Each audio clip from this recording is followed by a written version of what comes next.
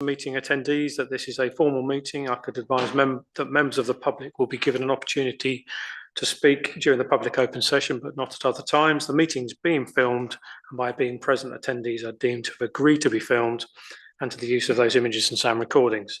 I can advise that attendees should not disclose any personal information of individuals, as this would infringe the data protection rights of that individual. And as always, can I ask everyone to mute their microphones when not speaking, please.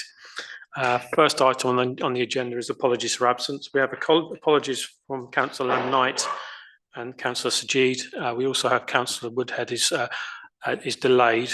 He may join us at some point during the meeting. I think everyone else is present.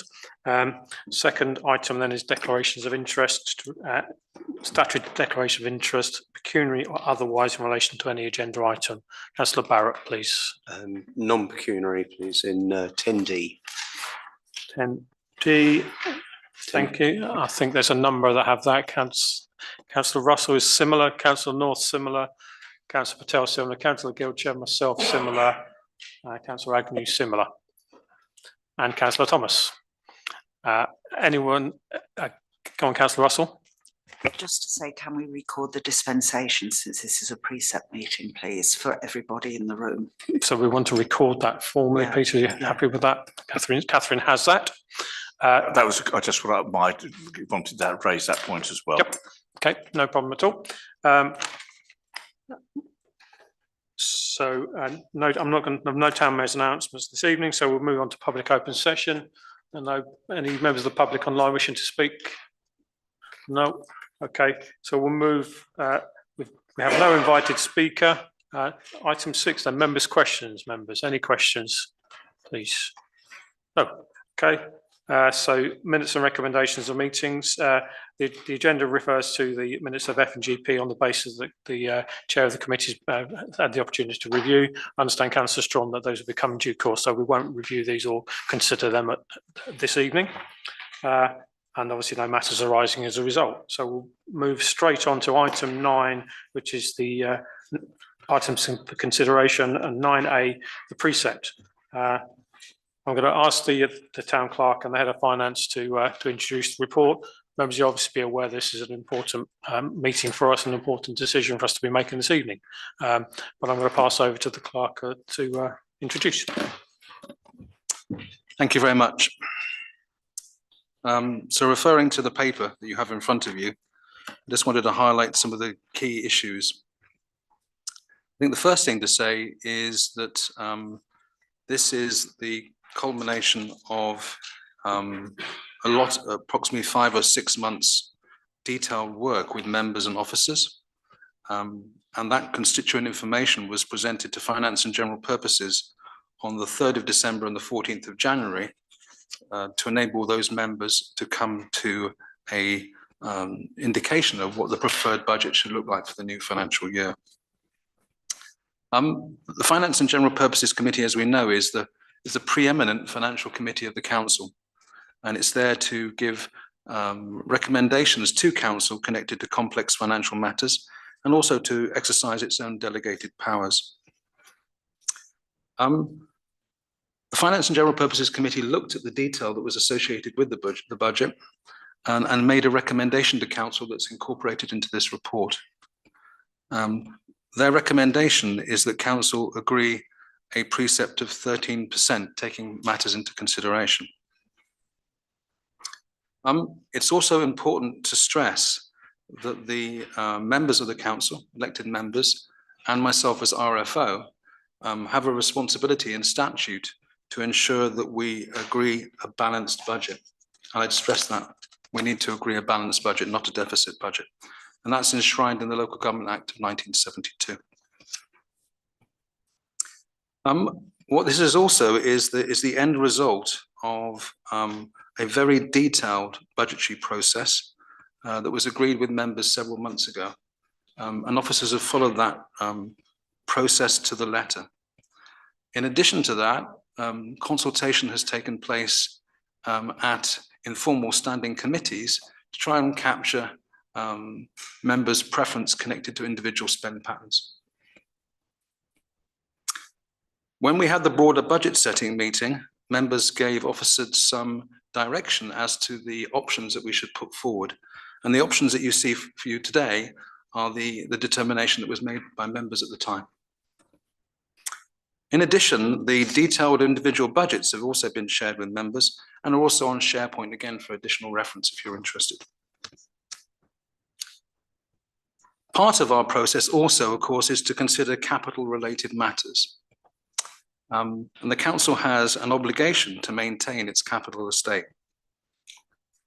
I'm very grateful to the chairmans of PLOS, TCM and Finance and General Purposes who have co-authored those capital papers over the last few months to give us a sense of direction of travel on capital-related issues. The outcome of that is that, in principle, there is a recommendation to apply for a PWLB loan at some point in the next financial year if the consultation with our residents is a success and also the input from the local support in regard to our colleagues in the Bedford Association of Town and Parish Councils. Turning over the page, one of the other key issues, I think, over the last few years, and it's fairly evident from this report, is that the council's capacity and competencies are increasing.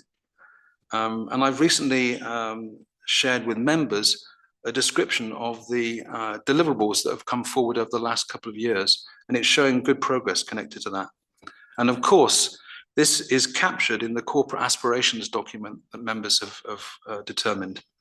That particular document is also being updated as we speak and will be presented to new council in June of 2025. It's a good example in that over the last few years, the council has taken back some of the externalized functions that it had. So for instance, and as a good example, the council used to externalize its finance function to a private accounting firm. And that work has now been taken on board by the council. We have our own properly professional finance team. And I'd like to think that it's fairly eminent from the information that's been presented to members over the last few months. But that's a really professional offer that we've got now that helps members come to a determination. I think it might also be helpful for any members of the public who may want to view this at a latter point, that we try and explain the differences between Precept and the council tax that our principal authority provides. So Ernest, would you like to just briefly explain that, please? Thank you, Mr. Town Clerk. So the Precept is a task that the town councils charge their local electors to meet their budgetary requirements. So the town council do not receive any direct funding from the central government and or rely and only rely on the Precept plus any other income they generate from services or the facilities they provide. So the town council Precept is only part of the council tax and is collected from local electors via the council tax payments. So just to be clear, the town council does not have power over band A, B, C, D, A, B, C. So this is only for band D. So thank you. Okay. What I'd also like to highlight, of course, that part of the process associated with this budgetary process has been a consideration of a potential increase in establishment.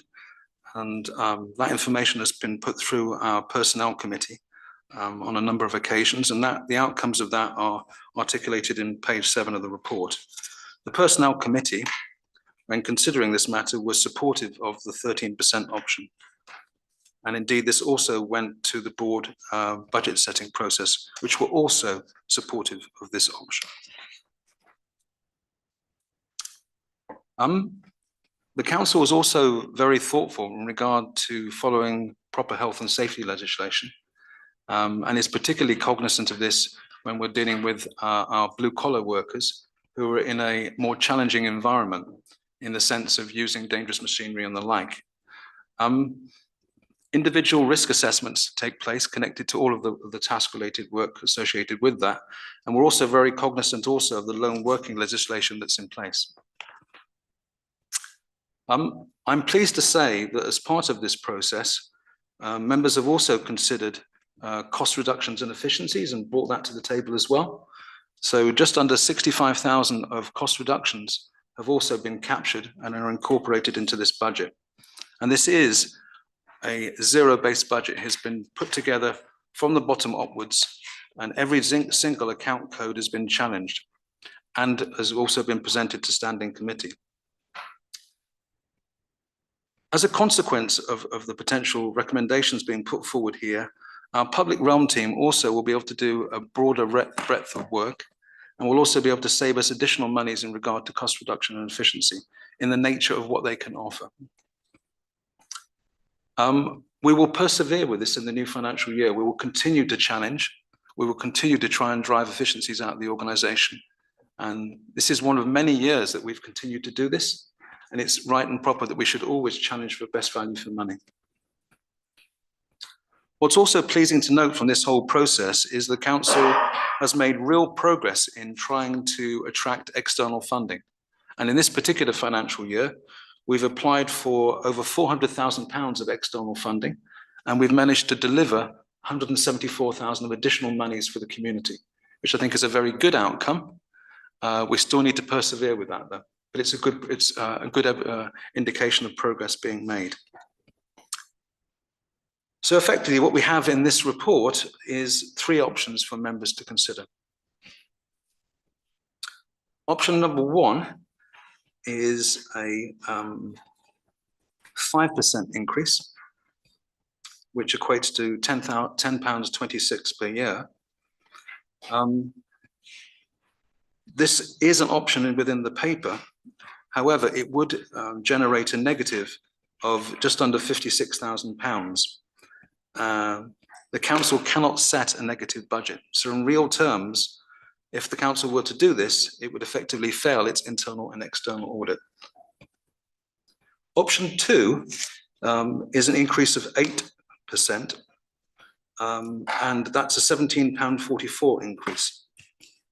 And that creates a small surplus of £959. And option three, which is a recommended option from Finance and General Purposes, is an increase of £26.68, and that creates, converts to 51 pence per week per residents. What we're also thoughtful of is how we compare and contrast to other town councils, and we tried to capture that information. And members may be aware of that from conversations they've had with other members at town councils. Certainly our information that we've received suggests that if members were supportive of a 13% increase, that would be roughly consistent with other neighbouring town councils. So if we move on to the recommendations, and it's important that we capture this from an audit perspective, because they will be looking for confirmation of this in whatever resolution that you make. So the recommendations here are that we set a total income budget of 2,129,818 and also a corresponding expenditure budget to ensure that the budget balances. We also are recommending option three, which would effectively be a £26.68 increase for the whole year, and that's a 13% increase. We also have legal responsibilities to make sure that we maintain an adequate general reserve. And the general reserve bare minimum would be an amount of 526,000. And that's equivalent to 3 months of our gross expenditure, and is the minimum amount that we're obliged to set. As I explained to you before, we're also potentially looking at a PWLB loan subject to process, but that can be determined at a later stage. And that's approximately £80,000, the loan. That's there to support the further enhancement and transformation of our remaining play areas. And I think there's about 13 or 14 play areas to do. And finally, we are also thoughtful that in maintaining our capital assets, we should attempt to prop up our capital reserve.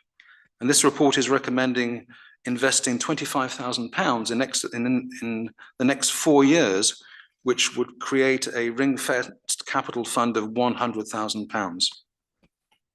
The final thing I would highlight to members is that it's essential that we make a determination this evening, and that information then be presented to the financial planning of Central Bedfordshire Council tomorrow. They have kindly agreed an extension to their normal time period by 3 days to allow us to do that. So it's essential that we make that determination this evening. Thank you.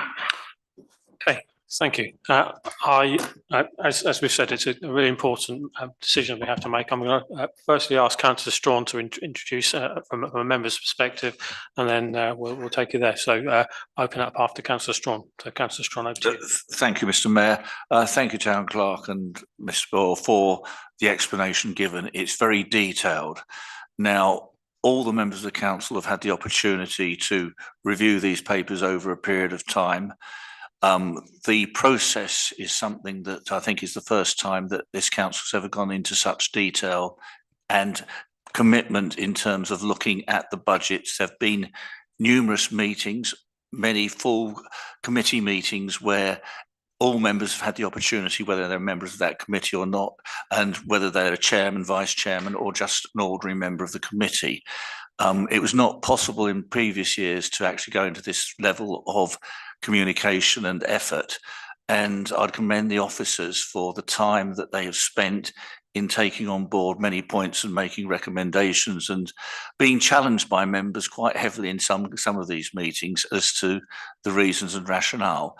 But we as a council have a duty to set a budget for the next financial year. And in that respect, there's resolutions are set out. I think the most important resolution is actually the Precept, which is actually the set figure of £1,838,460.08.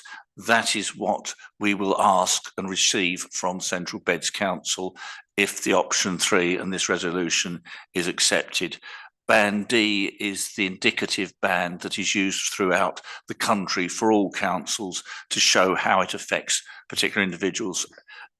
If you're in that band A, B or C or E or F, the amount would be different. But this is the comparison for the standard rate, which all councils have to do.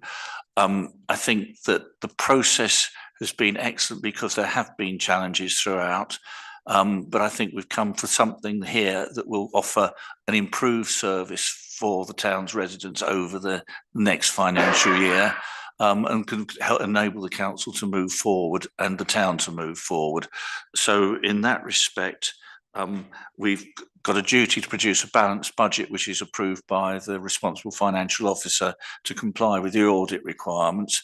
Option 3 complies with that. So in that respect, I'd like to move the recommendations as set out, setting the Precept in particular at the £1,838,460.08 set out in the papers. So I'm so moved. Thank you. Do I have a second of that proposal, please? Councillor Agnew, thank you very much. Did you wish to speak on that? Or are you happy? No. Okay. Thank you. So proposed and seconded. I'm going to offer up to members now an opportunity to contribute, make comments in relation to what you've heard and in relation to your thoughts around the budget process or whatever you wish to speak about. Anyone wish to speak, please? Councillor Skilton. Thank you, Mr. Mayor. Just, it's a bit of a granular detail thing, really. Just in the potential application for a PWLB loan, I note that BATPC will need to assess the submission. That wasn't something I've been aware of, and I just wondered why they need to assess it and what the outcome of such an assessment might be if we put a loan application in. Mr. Tarrant? Yeah, the BATPC are actually the designated clearinghouse for central government, and that applies to all counties. So the relevant committee would interrogate in some detail. It's almost like going through an audit process. They would check everything that you submit, so to make sure that it ticks the boxes and meets the minimum financial criteria. So it's a key part of the process. Yeah. Thank you. Councillor Russell. Can I just say, as chairman of BATPC, that I would not be involved in that process in any way. But also to say we've been through that process before with BATPC and it's not been a problem. Okay, thank you. Any other comments then? Okay, Councillor Thomas. Yeah. Hi.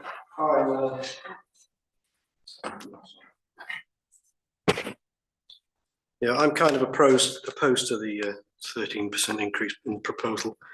In these times of hardship, and job losses and national tax rises, I strongly disagree with the proposed Precept increase of 13%. In addition to having watched last week's finance meeting, and I wholeheartedly agree with the comments that Councillor Knight and Councillor Fage said when they rejected the principle of the 13% increase too. I think an 8.5% increase is perfectly acceptable because it allows the council to break even, as the clerk said. However, the extra 4.5% that's proposed to cover the cost of 2 new posts within the public realm sector seems a little high. This is the team that does all the grass and the outside works and the cemeteries and the playgrounds, etc. For BTC to continue to break even, residents must pay the extra 4.5%. This is £75,000 a year roughly, and it'll be £75,000 every year forever. And that's because the Precept always seems to increase. I don't remember, I would like to ask this, was there a work study completed to ascertain the need of two more full-time staff? And I note that the heavy load of public ground duties take place during the warmer months. So would a contract or part-time or temporary staff sort of situation offer a better result for Biggleswade? There's also a few stats I question within the notes. I mean, there's several dubious Precept amounts cited for comparison. Crop juice, sorry. This is when comparing to other town councils. It says most would be between 10 and 20%. That's meaningless without knowing the original Precepts, what the base level is. And stats like this are at best misleading. It's for these reasons I'd urge the councillors to vote against the proposal. 8.5 is reasonable and keeps the council within the bounds of the rules, as the clerk has stated. Should the council vote against 13%, I would propose 8.5% to be accepted. We could then go back and look at perhaps having contractors in for when we need it, part-time or temporary work. I understand the reasoning for needing 2 people, and that would kind of be 1 person rather than 2 people if it's part-time. That was my thinking. And we'd also prove the need for the work. And if needed, we could get another person a year later or whatever if we need that sort of situation. But I feel that's a little less curt than having 2 people. And I'm not sure where the proposal for 11% of 1 person disappeared, but that seems to disappear somewhere along the line. I didn't get to all the meetings. I've got to admit that. And I'll stop there. Okay, thank you. Councillor Jones. Thank you. I completely understand where you're coming from, Councillor Jones, and I went backwards and forwards on this a number of times. I did also catch up on the meetings, so I didn't make it to all of them and watch them. And I think both sides are really compelling. The reason that I'll be voting for it is, I don't know if this helps you in any way, because as I said, I can see where you're coming from, is if we do just break even, the idea of contracting, therefore, we haven't accounted for that money in the budget, so therefore that could push us over a little bit and cause trouble. And in terms of proving the work, I'm reflecting on the experience and the comments that we heard from residents as we've gone over the past year, and how CBC have struggled to maintain everything that we'd hoped, and they have done in the past. We didn't step in and compensate as much as we potentially could do in the future, even though Public Realm have done an amazing job. So I'm not dismissing their hard efforts in any way, shape or form, absolutely. But when I think of how difficult. We know things are probably going to get even more so when we see what's coming from CBC conversations that we see in their meetings that they're having. Obviously, it's not a prediction of the future guaranteed, but it gives an indication as to where we're going. So in my mind, we're future-proofing ourselves by doing this. And then hopefully next year, if there was a requirement for an increase because of rising costs and how inflation and things happen, it would be as minimum as we could get it, because we've used this year to set ourselves up for success based on the learns we've had today. So I don't know if that helps you in any way, but that's in my mind how I've come to the decision. Thank you, Councillor Jones. Councillor Russell. I'd like to just make 2 points at this stage. First of all, we keep talking about public realm as looking after the parks and whatever. But public realm also support a lot of the activities of the Town Centre Management Committee, particularly the Remembrance Day Parade, the switching on of the Christmas lights. They do all the flag raising and lowering when that needs to be done. And they're doing things like crowd barriers, they're doing traffic management, they're doing clearing up after events. And as a council, we've been trying to do more events to encourage people into the town centre to help our businesses. And to also, we've had so many new houses in Biggleswade over the last few years. We've been trying to create a sense of community by holding those events in the town centre. And we can't do that without public realm. And I'd like to just take up something that Councillor Thomas said about comparisons being meaningless. The higher raises of council tax that we've heard about from other councils are very largely due to the employment, national insurance employers increase, because they have as many staff as we have, if not more, and it is hitting everybody. And the more staff you've got, the more it hits. So I'd just like to make those 2 points. It is a reasonable comparison. We've talked to other councils. We know what precept they're looking at, although not all of them have been set yet. And the only council, that the larger town council in central Bedfordshire that's setting a lower rate of tax, is dipping into its reserves. And what's that going to do to it in years to come? It won't have enough reserves to put in that same amount of money year after year. So I would never suggest that as a way forward. And that's the only one that's substantially lower than what we're proposing. So those are my 2 points at the moment about the actual role of public realm. And I think that the comparisons are valid. Okay, thank you, Councillor Russell. Councillor Barrett. I think the thought processes around potentially looking at contracting out and those sorts of things are something we can still consider as we go into 25-26 as a way of improving efficiencies in the council. But as Councillor Jones has said, we don't have the time to really consider that for this evening. But I do think we should consider that and commit to that as part of the efficiencies going forward. So I'd like to suggest that. Thank you, Councillor Barrett. Anyone else wish to speak? Councillor Agnew. Just a very minor point on the public realm operatives. We also keep forgetting that sometimes when something is happening to our public in Biggleswade and somebody needs to be called in for help, they are being called for help. For example, even when there are issues, say with parking machines or something, whilst they're being called for help, they're naturally being drawn from their business as usual activities that they would otherwise do. So I think this, as well as the comments Councillor Russell made about the variety of the jobs they're doing as BAU and on projects and ad hoc, does probably complement the picture of that need that we are trying to bid for tonight. So, okay. Thank you. Thank you very much. Anyone else wish to contribute in this meeting, this element of the meeting?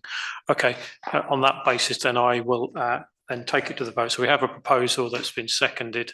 All those in favour of that proposal, please show. That is, looks like we've got 11, 1, 2, 1, 3, 4, 5, 6, 7, 11, 4 against, 1 against, and no abstentions then. Okay, and that is All of that is carried then. Thank you very much. We will Mr. move, Mayor, could I just on behalf of the council thank the staff and particularly the finance department for all the efforts and time that they've put into the preparation, which I don't know how many hours it has been, but thank you for all your effort and thanks for working, the members who also inputted into that exercise. I think it's been well worthwhile this year and I'm sure we will have a robust conversation next year. yeah, quite right, Councillor Strawn. I should have said the same thing, but well, yeah, absolutely right. It's a lot of work that's gone into this decision. Okay, thank you very much, Senator. We'll move next on to then item 10, plan and application. So we have 10A, 14 Bellflower Gardens, conversion of detached garage into associated annex. Any issues, any comments? Subject to neighbours. Okay, thank you. 10B, 240 London Road, outdoor oak frame structure used as an eating and cooking area enclosed on 3 sides with glass or cladding. Councillor Barrett. I'd say subject to neighbours, but it is quite a large building. So I would just sort of, if we could just add into our comment that we'd like those making the decision to look at the size of it. It's 3.6 metres high. I know that sits within permitted development, but I think someone should be looking at that. I notice on the website that others haven't commented as yet, but I think we should make that point if we can, that it is very large for a house of that size. So no objection, but that we objection. record the comments that Subject to neighbours. request the officers to be aware of the size of the structure and that they be aware and take notice and take action accordingly. Okay, everyone happy with that? Yep. Okay, thank you. We're on then 10C, 51 Fennel Drive, single story rear extension with roof light. Are we subject to neighbours on that one? Okay, thank you. 10D, Conservative Club St Andrews Street, works to trees within a conservation area. Any comments on that one, Councillor Alban? Yeah, for me, there wasn't much detail in this, but given that the number of members that have declared an interest in this, I think the way forward might be to simply note this and leave the deliberations solely to central beds. I think that's an entirely appropriate approach, Councillor Alban. I think, is everyone happy with that? I'll second that, and obviously the forestry officer will be involved in advising on whether it's appropriate or not. So I'll happily second Councillor Alban's proposal. And all those in favour of that approach, then please show. Anyone against that approach? And no abstentions, then no. So, okay, thank you very much, Catherine. You have that. Are you abstaining, Michael? You are? Well, I'm supposed to abstain if we declared an interest. That's just quite right, actually. Yeah, well, point of order, yeah, to myself. Yeah, thank you. Anyway, we are where we are. So, right, 11, plan and application outcomes. Any comments on that one, please? No report, so move on. And nothing on financial accounts. No additional items for information. Public open session. Catherine, anyone online wishing to contribute, make comments? No. Okay. And then on that basis, I will